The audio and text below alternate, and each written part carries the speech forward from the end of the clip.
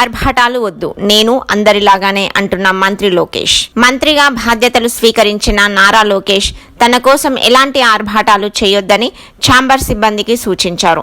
నేను అందరిలాగానే అంటూ కుర్చీకి చుట్టిన టవల్స్ ని ఆయనే స్వయంగా తీసేశారు.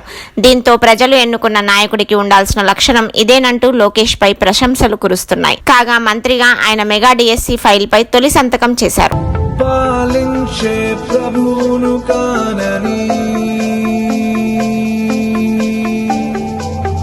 సేవించే బంటును నేనని, అధికారం అర్థం ఇది అని